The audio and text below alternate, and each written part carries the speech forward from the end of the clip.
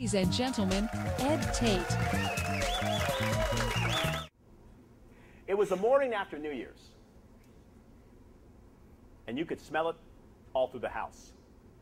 It wasn't the aroma of freshly baked cookies, nor was it the scent of a recently cut pine tree. It was the stench of marijuana.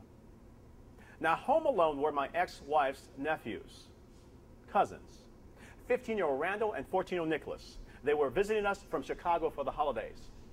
My then wife was out shopping. I, my son, and several children from the neighborhood were out ice skating, a group of 11, 7, and 5-year-olds.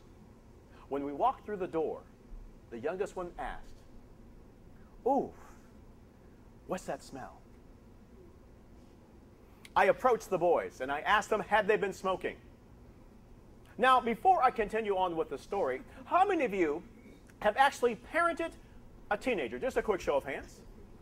Thank you. How many of you have actually been a teenager? Quick show of hands. Thank you. What do you suppose the boys said? No. Were you guys there? At that point in time, both boys, they walked past me. The aroma was so strong, I'm not sure. Andy, I think I caught a buzz. At that moment, the person who needed to be left home alone was me. I decided to drop off the neighborhood children. And as I dropped off the neighborhood children, I asked the parents, well, what would you do if you came home and you found your kids smoking? Well, one parent said, that's easy. I sit them down and I make them smoke it all.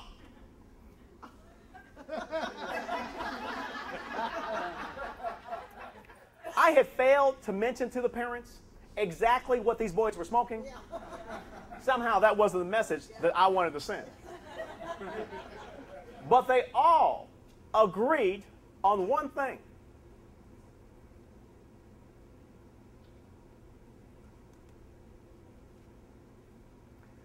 Let your wife handle it. Now, I thought about these boys who were from fatherless homes, and I decided it was time for their first man-to-man discussion.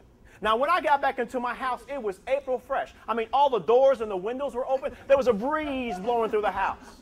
Incense and potpourri and candles were burning. Randall and Nicholas are sitting on the couch, they're playing video games. They look like little angels. Hell's angels.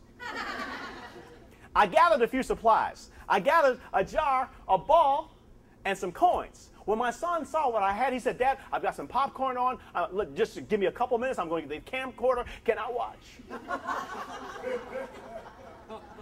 I said, "No, son. I need for you to do me a favor. I need for you to walk the dog. And don't you bring him back until he's winded." Now, we have a hound dog. 3, maybe 4 days. He smiled at me and he said, "Dad, I'll take as much time as you need." I said, "Boys, I need for you to turn off the video game. We need to have a conversation." And there's 3 rules to this conversation. Rule number 1, it's a one-time conversation. After today, I will never bring it up again. Rule number 2, it's a private conversation. It's just between me and you. And I thought just a few of my friends here and the people on the videotape. And after that, that would be it. I would just cut it off. Rule number 3, the person who has the ball, they get to talk. My house, my rules, I get to go first. But don't you feel bad, boys. You're going to have your turn.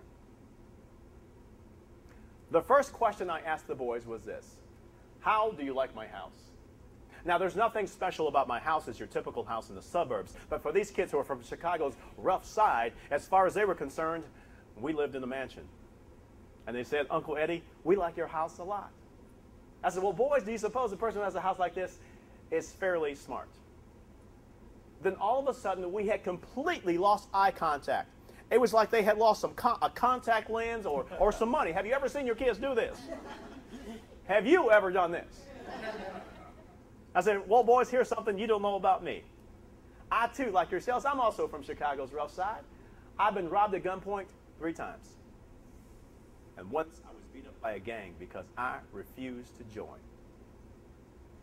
Now, do you suppose a person who has survived all that is fairly street smart as well. Then all of a sudden, they start pressing the buttons on that game controller. And the thing is not even turned on. I said, well, boys, that brings me to the next part of our talk, my belief about trust. You see, I believe that trust, well, it kind of works like this. It's like it's a bank account. You know, and you're born. You get an automatic deposit. You know that first time you smiled? It was an automatic deposit. That first time you pooped, an automatic deposit. In fact, there are very few things in life that you can't do to get a deposit into this trust account. However, there's only one way to make a withdrawal, and that is when you lie. Unlike those deposits that you didn't have to earn, you got them whether you earned them or not.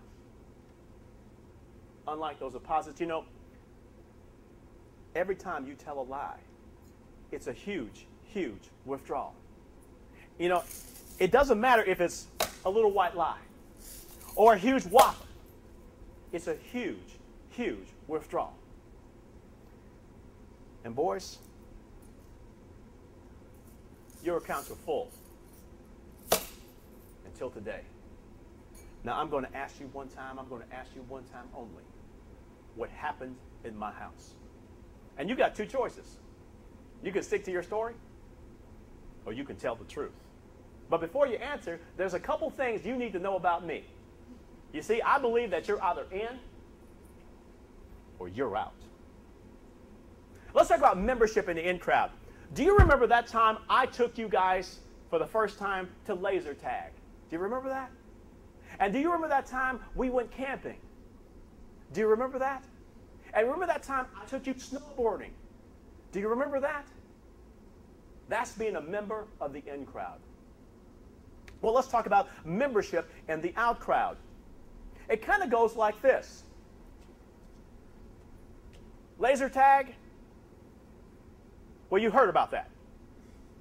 Camping, well, you heard about that. Snowboarding, well, you heard about that. See, membership in the out crowd, you heard. At that point in time, I took the ball and I tossed it to the oldest one. They hemmed, they hawed, they stuttered, and they stammered.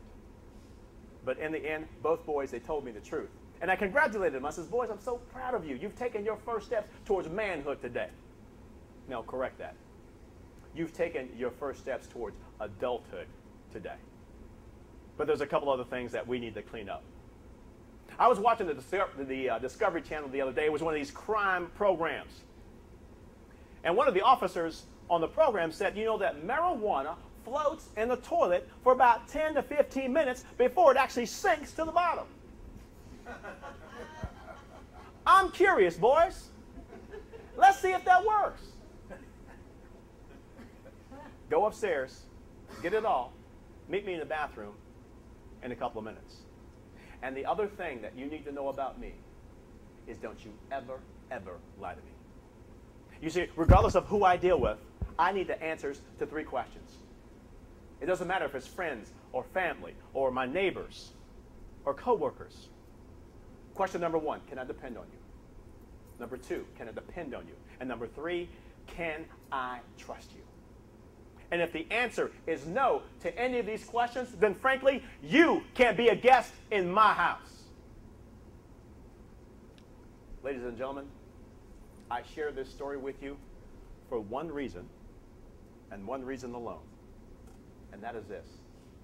There is no relationship without trust, and there is absolutely no exception to that rule. In your lives, the people who you deal with, your friends, your family, your neighbors, your co-workers, you need the answers to 3 questions. Can I depend on you? Can I count on you? And can I trust you?